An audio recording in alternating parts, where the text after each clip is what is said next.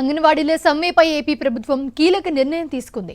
అంగన్వాడీ కార్యకర్తలను ఎస్మా పరిధిలోకి తీసుకొస్తూ జీవో జారీ చేసింది. ఎస్మా ప్రయోగించిన జగన్ ప్రభుత్వంపై మండిపడుతున్నారు అంగన్వాడీలు. ప్రభుత్వ హెచ్చరికలపై అంగన్వాడీలు ఆగ్రహం వ్యక్తం చేస్తున్నారు.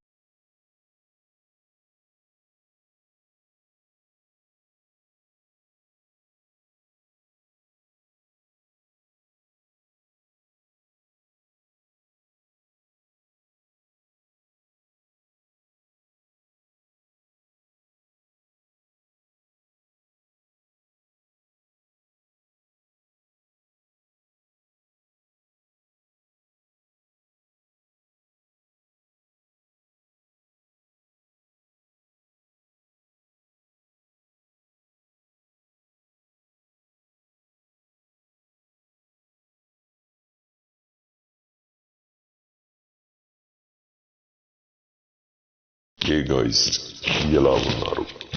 రాష్ట్ర ప్రభుత్వం ఏపీ అంగన్వాడీ ప్రతి ఒక్కరికి కూడా ఒక చట్టాన్ని కూడా నియమ నిబంధనలతో కేటాయించింది. ఆ యొక్క చట్టమే ఎస్మా చట్టం. ఏపీ సమస్యలు కూడా పరిష్కారం కొరకు గత 26 రోజులుగా సమ్మె చేస్తున్నటువంటి అంగన్వాడీలపై జగన్ సర్కార్ ఉక్కుపాదం మోపింది. అంగన్వాడీల సమ్మెపై సర్కార్ ఎస్మా అస్త్రాన్ని ప్రయోగించింది. అంగన్వాడీల సమ్మెను నిషేధిస్తూ శనివారం ప్రభుత్వం ఉత్తర్వులు కూడా జారీ చేసింది. వారిని అత్యవసర సర్వీస్ కింద తీసుకొస్తున్నటువంటి జీవో జారీ చేసింది. 6 నెలల పాటు సమ్మె నిషేధం విధిస్తూ నిర్ణయం తీసుకుంది. అంగన్వాడీల సేవలను కూడా అత్యవసర సర్వీసుల క్రింద ప్రభుత్వం తీసుకుని రావడం జరిగింది. ఈ మేరకు జీవో నెంబర్ 2ను జారీ చేసింది. ఏపీలో అంగన్వాడీల సమ్మెపై ప్రభుత్వం ఎస్మా చట్టాన్ని ప్రయోగించి అంగన్వాడీలను అత్యవసర సర్వీసుల కింద తీసుకొస్తూ జీవో 2ను జారీ చేసింది. అలాంటి సందర్భంలో కూడా అంగన్వాడీ వర్కర్లు, హెల్పర్ల వేతనాలతో కోత కూడా విధించారు. దాదాపు 3,000 తగ్గించి 8,050 రూపాయలు వేతనాన్ని వారి ఖాతాలో జమ చేశారు.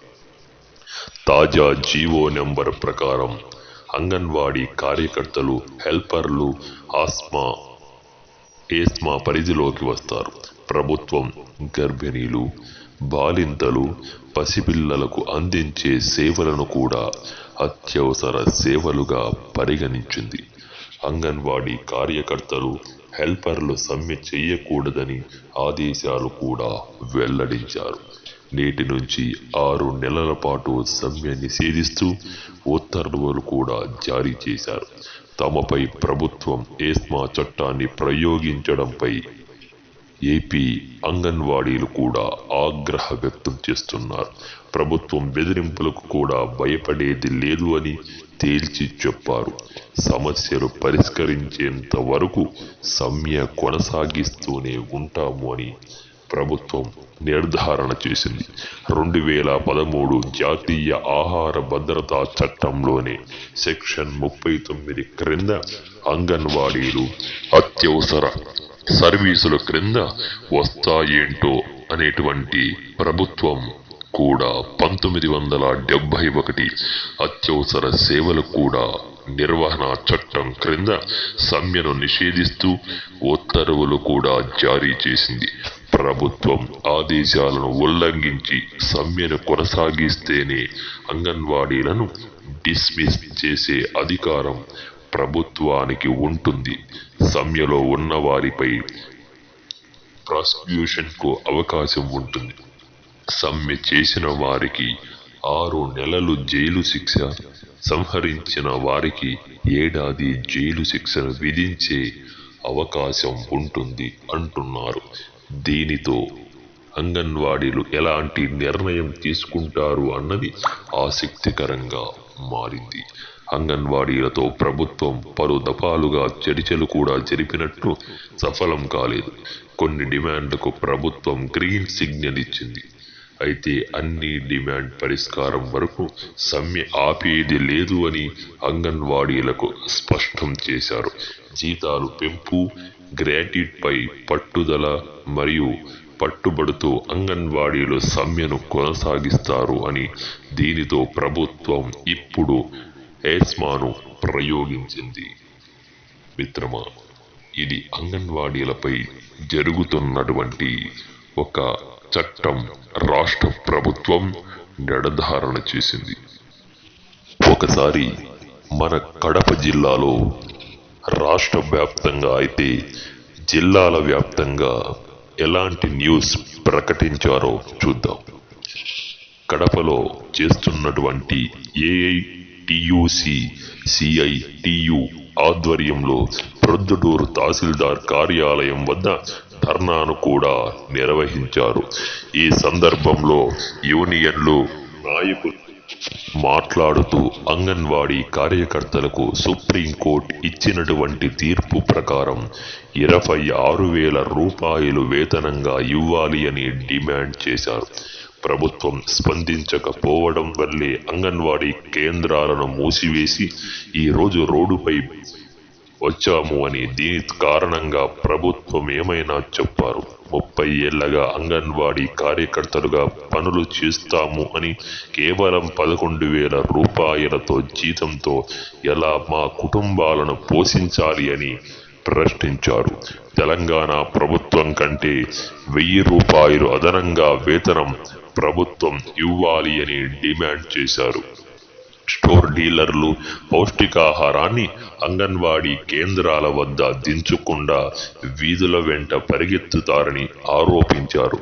ప్రభుత్వం స్పందిస్తే ఆందోళన కొనసాగిస్తాము అని హెచ్చరించారు. అంగన్వాడీ చేస్తున్న ఆందోళనలను ప్రజా సంఘాలు మద్దతు కూడా తెలిపాయి. రాష్ట్ర ప్రభుత్వం అంగన్వాడీలు చేస్తున్నటువంటి ధర్నాలతో ఒక చట్టాన్ని ప్రవేశించింది. ఈ చట్టం ద్వారా ప్రభుత్వంలో ఎవరైతే ధర్నాను నిర్వహిస్తారో వారందరూ ఈ చట్టం ప్రకారం 6 నెలల పాటు ధర్నా చెయ్యకూడదు అని ప్రభుత్వం ఈ చట్టాన్ని ప్రవేశపెట్టింది. అసలు ఈ చట్టం ద్వారా వీళ్ళు ధర్నాను కూడా చేస్తూనే ఉంటాము, ఇలానే నిర్వర్తిస్తాము అని ఏపీ రాష్ట్ర ప్రభుత్వంలో ఉన్నటువంటి అంగన్వాడీ కార్యకర్తలందరూ కూడా ధర్నాను చేయడం ప్రారంభిస్తూనే ఉన్నారు. నిన్న మొన్న చూస్తే కలెక్టరేట్ ముందు బైఠాయించి కూడా చేశారు. ఎటువంటి స్పందన కూడా అస్సలు రాలే. ఎందుకంటే ఈ చట్టం ఏంటి, ఈ చట్టం యొక్క అభిప్రాయాన్ని అంగన్వాడీ టీచర్లు రాష్ట్ర ప్రభుత్వానికి సీఎం గారి దృష్టికి వెళ్ళేంత వరకు ఈ యొక్క వీడియోను ప్రతి ఒక్కరూ షేర్ చేయాలి. ఈ యొక్క ఎస్మా అనేటువంటిది భారత పార్లమెంటు చట్టం. ఇది నిర్దిష్ట సేవలు అందజేయడానికి ఏర్పాటు చేయబడి ఉంది. ఇది అడ్డుకుంటే ప్రజలు సాధారణంగా జీవితానికి ప్రభావితం చేస్తుంది. ఇందులో ప్రజా రవాణా, బస్సు సేవలు, ఆరోగ్య సేవలు, అలాగే ఆసుపత్రులు వంటి సేవలు కూడా ఈ చట్టానికి కట్టుబడి ఉన్నాయి. అయితే ఈ యొక్క 7వ షెడ్యూల్ యొక్క ప్రకారం ఉమ్మడి జాబితాలోని సంఖ్య 33 క్రింద భారత పార్లమెంట్ రూపొందించబడిన చట్టం. అందువలన దేశవ్యాప్తంగా అవసరమైనటువంటి సేవలు, కనీసమైనటువంటి షరతులు కూడా అందించడం ద్వారా ఇది జాతీయ ఏకరూపతంగా కొనసాగిస్తుంది.